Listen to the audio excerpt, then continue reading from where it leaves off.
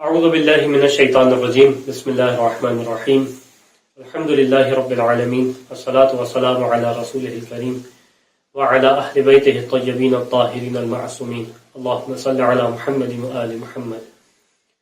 ایام فاطمیہ علیہ السلام میں ایک سوال جو بہت زیادہ پیش کیا جاتا ہے اور جوانوں کے ذہنوں میں یہ سوال بہت زیادہ ڈالا جاتا ہے کہ کیا وجہ ہے کہ امیر المؤمنین کے سامنے یہ عظیم ظلم ہوتا رہا اور اس ظلم کو دیکھنے کے باوجود بھی امام علی نے دفاع نہیں کیا، تلوار نہیں اٹھائی اور اس کے بدلے میں ریٹیلیٹ نہیں کیا؟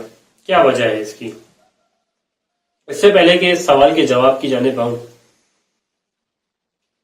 یہ خود سوال جو ہے وہ امیر المؤمنین کی مظلومیت کی علامت ہے، یعنی امیر المؤمنین کی مظلومیت ہے یہ کہ اس طریقے سے ظلم ہوتا رہا اور آپ کو برداشت کرنا پڑا کچھ حکمتوں کی بنا پہ۔ یعنی اس سے بڑی کوئی مظلومیت نہیں ہوگی کسی شخص کے لیے، اتنا عظیم ظلم اس کے سامنے ہو رہا ہو اور وہ قادر ہو اس کو روکنے کے اوپر، پھر بھی اس کو صبر کرنا پڑے۔ ایک امام علی کی مظلومیت کی انتہا ہے یہ۔ اس کے بعد اس جواب کو پہلے نفسی طور پہ پیش کرتا ہوں، اور اس سے مراد کیا ہے؟ اس سے مراد یہ ہے کہ اسی قسم کا قضیہ اور بھی کئی موارد پر ہمیں دکھائی دیتا ہے کہ جہاں پہ اشکال کرنے والا ان موارد میں اشکال نہیں کرتا لیکن آگے اس مورد میں اشکال کرتا ہے، اور وہ یہ کہ اللہ کے حبیب نے جب ابتدا میں اسلام کی دعوت دینا شروع کی اور لوگوں تک اسلام پہنچانا شروع کیا تو کئی مشکلات کا سامنا تھا، حتیٰ طائف میں اللہ کے رسول کے اوپر کئی پتھر برسائے گئے، لہو لہان کر دیا گیا اللہ کے رسول کو۔ اس کے علاوہ اور کئی مقامات پہ اللہ کے رسول کے اوپر کئی ظلم ہوا۔ اللہ سبحانہ و تعالی یہ تمام منظر دیکھ رہا تھا، اس بات پہ قادر تھا کہ اللہ کے رسول کے اوپر ظلم کرنے والے کو وہیں پہ ختم کر دے، لیکن اللہ نے یہ نہیں کیا۔ تو سوال کرے کہ کیوں اللہ نے نہیں کیا؟ کیا اللہ جو ہے وہ تمام ظلم کرنے والے کے ہاتھ کو شل نہیں کر سکتا تھا؟ اپنے حبیب کو لہو لہان ہونے سے نہیں بچا سکتا تھا؟ لیکن اللہ نہیں بچایا اللہ نے۔ تو سوال کریں کیوں نہیں بچایا؟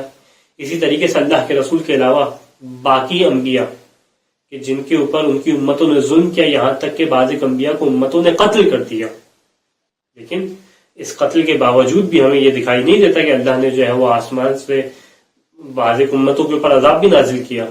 لیکن جس وقت نبی کو قتل کیا جا رہا تھا اس وقت اللہ درمیان میں نہیں آیا، اور درمیان میں آنے کے بعد امت اور نبی کی درمیان حائل نہیں ہوا کہ نبی کی جان بچ سکے۔ تو سوال کریں وہاں پہ بھی کیوں نہیں کیا؟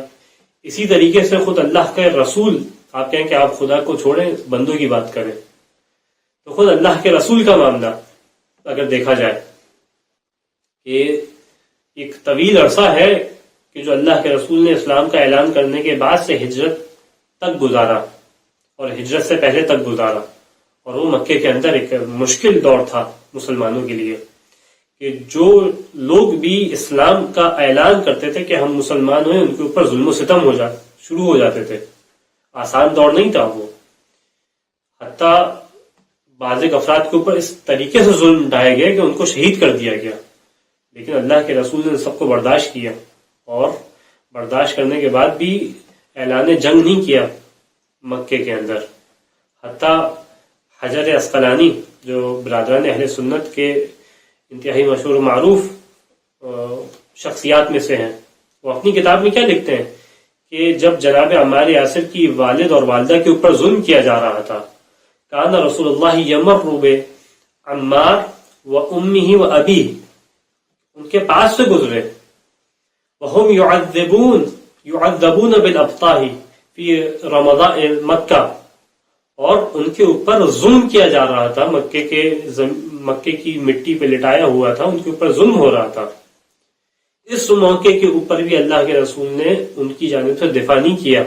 ایسا نہیں ہے کہ جو ظلم کر رہا تھا اس کے خلاف جو ہے وہ فوراً جنگ شروع کر دی، بلکہ کیا کیا؟ فَيَقُولُ صَبْرًا یا آل یاسر، کہ اے آل یاسر صبر کرو، تم موعدکم الجنہ، تم سے اللہ کا وعدہ جنت کا ہے۔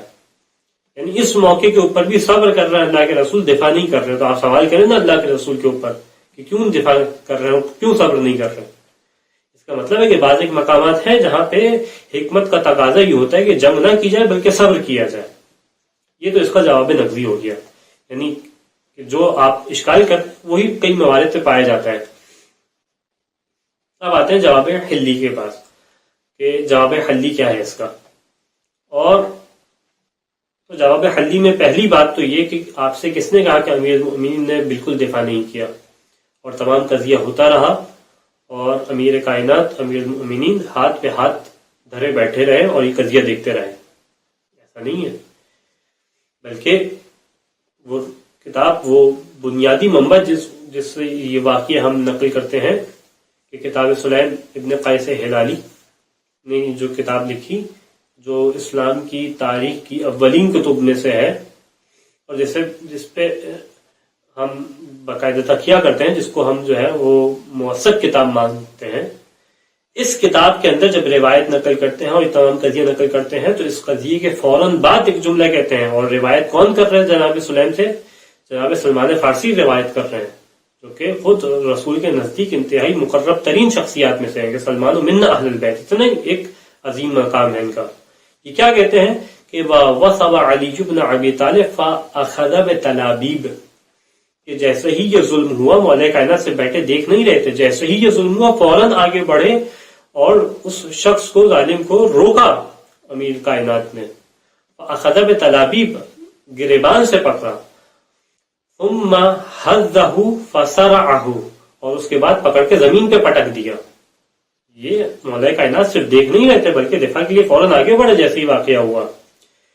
وَوَجَعَ أَنفَهُ، اور یہاں تک کہ زمین پہ دھکیلنے کے بعد اور زمین پہ گرانے کے بعد ناک کے اوپر زوردار طریقے سے مارنے لگے. یعنی یہ تمام مولا کائنات اس طریقے سے صرف دیکھ نہیں رہے. یہاں تک سلمان کہتے ہیں، اب دیکھیں ابھی عجیب معاملہ ہے، یہ امیر المومنین کی دل کی کیفیت ہے لیکن بتانے والے سلمان ہیں. ورنہ کوئی اور راوی ہوتے تو شاید کہتے راوی کا اپنا خیال ہے، لیکن کیونکہ سامنے سلمان ہے اس طریقے سے بات کو نہیں انکار کیا جا سکتا. کیا کہتے ہیں؟ وَهَمَّ بِقَتْلِهِ، اور اس موقع پہ مولا کائنات نے قتل کا ارادہ کیا، لیکن قتل کو چاہا کہ بس اب جو ہے وہ عظیم ظلم ہو گیا، اس کے بعد قتل کر دوں. لیکن کیا ہوا؟ فَذَكَرَ قَوْلَ رَسُولِ اللَّهِ وَمَا أَوْصَى بِهِ مِنَ الصَّبْرِ وَالطَّاعَةِ، لیکن اس موقع پہ اللہ کے رسول کا قول یاد آ گیا جو اللہ کے رسول نے وصیت کی تھی امام علی کو کہ صبر کرنا. اللہ کے رسول یہ صبر کیا، یہ قول یاد آ گیا اور وہ اطاعت کی وصیت یاد آ گئی، جس کی وجہ سے امیر المؤمنین نے اپنے ہاتھ کو روک لیا. اور اس موقع پہ امام علی نے ایک جملہ کہا، اسی روایت میں موجود ہے کہ لولا کتاب من اللہ سبق لا علمت انک لا تدخل بیتی، کہ دیکھو اگر کتاب الہی نہ ہوتی، یہ وعدہ نہ ہوتا تو تم جانتے کہ تم میرے گھر میں داخل نہیں ہو سکتے. تو اس کا مطلب ہے کہ امیر المومنین نے صرف اس وعدے کی بنا پہ اپنے آپ کو روک لیا. اور یہ وعدہ کب ہوا تھا رسول خدا سے؟ رسول خدا کی زندگی میں کئی ایسی روایات میں دکھائی دیتی ہیں جہاں رسول خدا نے اپنی زندگی میں مولا کائنات کو بیان کیا اور ان کو خبر دی تھی کہ میرے بعد آنے والے زمانے میں ایک عظیم مصیبتیں ہوں گی جو اے علی تمہارے اوپر نازل ہوں گی علیہم الصلوۃ والسلام، اور ان مشکلات میں تمہیں صبر کرنا ہوگا، ان مشکلات میں تمہیں صبر کرنا ہوگا. روایت ہے کہ جب اللہ کے رسول کا آخری وقت تھا اور آخری وقت میں جناب سیدہ سلام اللہ علیہ اور مولا کائنات علیہ السلام تشریف فرما تھے، تو ثم اقبل النبی علی علی، روایت کے جملے ہیں کہ رسول خدا مولا کائنات کی جانب متوجہ ہوئے اور کہا یا علی انک ستلقی بعدی علی قریش شدہ، کہ اے علی میرے بعد تمہارے اوپر قریش کی جانب سے ایک مشکل آئے گی، ایک شدید پریشانی آئے گی، من تظاہرہم علیک وظلمہم الیک، کہ جب وہ تمہارے اوپر ظلم کریں گے اور حملہ آور ہو جائیں گے. فَإِن وَجَدْتَ أَعْوَانًا عَلَيْهِمْ فَجَاهِدْهُمْ وَقَاتِلْ مَنْ خَالَفَكَ بِمَنْ وَافَقَكَ کہ علی اس موقع پہ دیکھنا اگر تمہارے پاس تم پاؤ کہ تمہارے پاس مددگار ہوں تو ان کی مدد سے تم اس موقع پہ قتال کرنا، اور جو تمہارے خلاف آئے اس کے خلاف جنگ کرنا. لیکن وَإِن لَمْ تَجِدْ أَعْوَانًا دیکھو اگر تمہارا کوئی مددگار نہ ہو اس موقع کے اوپر، فَاصْبِرْ اے علی اس موقع کے اوپر صبر کرنا، وَكَفَّ يَدَكَ اپنے ہاتھوں کو روک لینا. یعنی اللہ کے رسول اس کیفیت کو سمجھ رہے ہیں کہ تمہارے اوپر کیفیت کیا ہوگی، تمہارے ہاتھ کے اندر کس طریقے سے جو ہے وہ ایک بے چینی ہوگی کہ یا علی کف یدک اپنے ہاتھوں کو روکے رکھنا. اسی طریقے سے اسی موقع پہ جب اللہ کے رسول کا آخری موقع تھا علیہ الصلوۃ والسلام، آخری موقع تھا، تو ایک اور مقام پہ روایت طویل دکھائی دیتی ہے جس میں یہ جملہ آیا وَعَلَيْكَ بِالصَّبْرِ عَلَى مَا يَنزِلُ بِكَ وَبِهَا کہ علی کہ جب تمہارے اوپر یہ ظلم ڈھایا جائے اور اس کے اوپر یعنی جناب سیدہ سلام اللہ علیہ کے اوپر یہ ظلم ڈھایا جائے تو علی تمہارے اوپر لازم ہوگا کہ تم صبر کرو. یعنی صبر کرنا تھا مولا کائنات کو. اللہ کے رسول کی وصیت تھی اور اللہ کے رسول کا وعدہ تھا امام علی کا کہ اللہ کے رسول کے ساتھ کہ اگر جب یہ موقع آئے تو تمہیں صبر کرنا ہوگا. لہذا امیر المومنین نے صبر کیا. اور یہ صبر کیوں کیا تھا؟ کیونکہ اللہ کے رسول سے وعدہ لیا ہوا تھا. اسی طریقے سے یہ صبر مولا کائنات کے لیے آسان نہیں تھا. خود امیر کائنات فرماتے ہیں، اور یہ کون نقل کر رہا امیر کائنات کا قول؟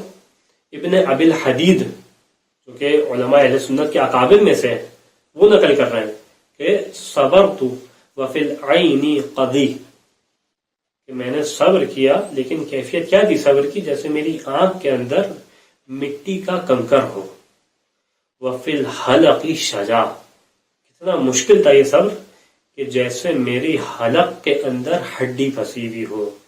ارا تراثی نحبا میں دیکھ رہا تھا کہ میری میراث، میری تراث جو مجھے ملنی تھی وہ تمام کی تمام لوٹ لی گئی.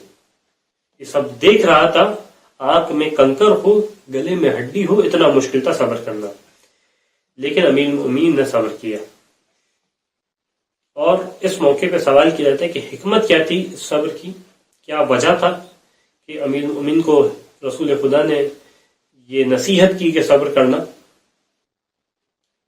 اس کے لیے آپ کے سامنے ایک چھوٹا سا قضیہ پیش کروں اور بات کو واضح کروں کہ امیر المومنین کے سامنے ایک دفعہ ایک قضیہ پیش کیا گیا، اور وہ قضیہ یہ کہ ایک بیٹے کو پیش کیا گیا، بچہ تھا، اور دو عورتیں دعویٰ کر رہی تھی کہ وہ اس کی ماں ہے. امیر المومنین کے سامنے ایک قضیہ لایا گیا کہ آپ فیصلہ کریں کہ ان میں سے کون کس کی ماں ہے، کون اس بچے کی ماں ہے. امیر المومنین نے حکم دیا کہ اس بچے کے 2 ٹکڑے کرو، آدھا اس عورت کو دے دو، آدھا اس عورت کو دے دو. تو وہیں پہ ایک عورت آگے بڑھی ان دونوں میں سے اور کہا کہ امیر المومنین اس کو پورا بچہ دے دیں اور مجھے میرا حق چھوڑ دیں. امام نے کہا کہ یہ اس کی ماں ہے. وجہ کیا تھی؟ کہ ماں دیکھ رہی تھی کہ میرے بچے کے 2 ٹکڑے ہو رہے ہیں. اس کو اس بات کی فکر ختم ہو گئی کہ بچہ میرے پاس جائے یا اس کے پاس جائے، اس کو فکر اس بات کی تھی کہ میرا بچہ بچہ ہے. اسلام بھی ابھی اپنے نو مولود کیفیت میں تھا، اسلام بھی ابھی اپنے ابتدائی مرحلے میں تھا. اللہ کے رسول کو ہجرت کیے ہوئے ابھی صرف 11 سال ہوئے تھے. اس کیفیت میں اگر امام علی بڑھ کے جنگ کرتے تو بجائے یہ کہ اسلام بچانے کی جنگ ہوتی، خود مسلمانوں میں ابتدائی مرحلے میں تفرقے کی وجہ سے اسلام ختم ہو جاتا جو اہل اسلام کو قبول نہیں تھا. لہذا امیر المؤمنین نے صبر کیا تاکہ اصل اسلام بچ سکے. اسی وجہ سے خود امیر المؤمنین فرماتے ہیں کہ وَإِمُ اللَّهِ لَوْلَا مَخَافَةُ الْفِرْقَةِ بَيْنَ الْمُسْلِمِينَ وَأَنْ يَعُودَ الْكُفْرُ کہ اللہ کی قسم اگر مجھے اس بات کا خوف نہ ہوتا کہ مسلمانوں کے درمیان فرقہ پڑ جائے گا، وَأَن يَعُودَ الْكُفْرُ اور کفر واپس مسلمانوں میں آ جائے گا، وَيَبُورَ الدِّينُ اور دین ہلاک ہو جائے گا، لَكُنَّ عَلَى غَيْرِ مَا كُنَّ لَهُمْ عَلَيْهِ تو تم لوگ مجھے دیکھتے کہ علی اس انداز سے صبر نہ کرتے، علی اس انداز سے نہ ہوتے جس انداز سے تم نے علی کو دیکھا، یعنی میری کیفیت کچھ اور ہوتی، لیکن یہ مصلحت تھی جس کی وجہ سے میں خاموش ہو کے بیٹھ گیا کہ اسلام باقی رہے، کفر واپس نہ آئے، اور اس خاطر جو ہے میں نے صبر کیا۔